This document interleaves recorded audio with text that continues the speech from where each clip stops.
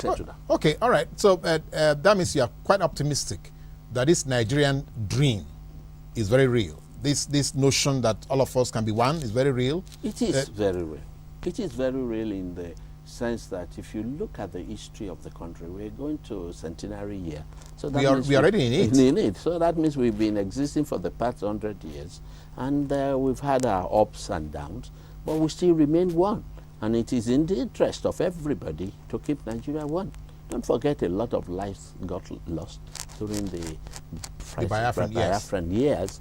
And I think I read in the paper where two soldiers, one from this side, saw each other and called, why are we killing ourselves? I think they were classmates in King's College or something.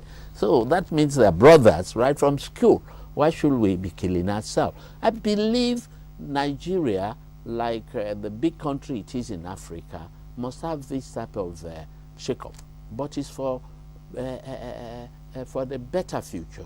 Like the Yoruba will say, they'll say, if it's like if you have not scattered it, you may not be able to reassemble very well.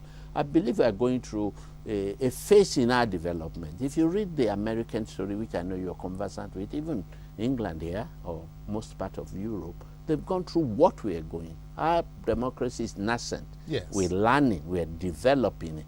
What will happen in another 10 years will have been perfected than what we are doing in our houses at the moment. And I'm sure that God is on the side of this country. It will always remain one. All right. I like your optimism and the confession that, yes, the Lord Almighty is on the side of the country. But the reality will seem to be that the ethnic nationalities, for instance, are saying this current national conference seem to be exclusive in the sense that they don't have sufficient representation.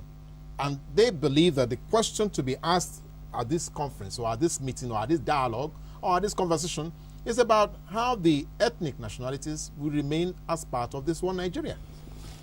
Two sides to that. Everybody cannot be at the conference. There must be representation.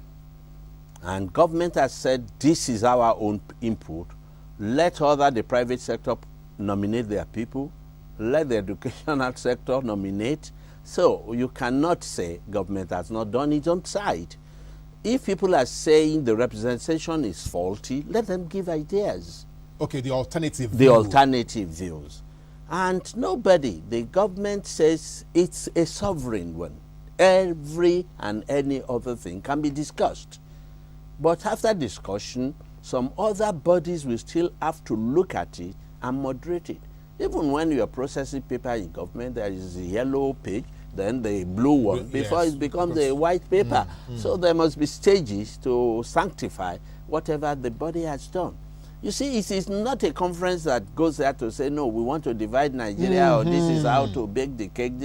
It is a body that should look and propose progressive Nigeria, propose how Nigeria will become a superpower, propose good educational front for our children, propose health program, and help government to ratify such things that will improve the nation.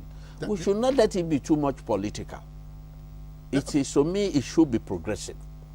I like that tone, this other view that we are looking at, because what we have seen from those who have indicated interests at representing other views or opinions or nationalities, as it were, we seem to say that the current composition of the country should be properly defined.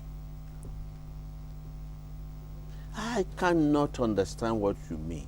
The people who are there are Northerners, Igbos, Yorubas, maybe in various sectors. Some yes, from but there are others, the Efiks, the Shekiris, the Urobos, the Isokos, who ordinarily don't seem to have any say when it comes to national issues. Don't forget they have seats in the two houses, and they are being represented at that level.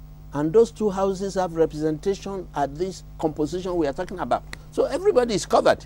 I mean, don't forget that the Efik you're talking have seats in the hallowed chamber as well as the House of Representatives. And they are nominating people to be on the conference seats, on the committee. So who is talking? Who is left out? Nobody is left out. To me, Except if you now say the area boys too want to have a seat or something, and then we are now making jest of a good proposal. Everybody is represented as long as they are Nigerians and they have representative background. They are representing the motor vehicle owners of Nigeria. The pilots too have representative through a union or whatever. This is everybody that is covered.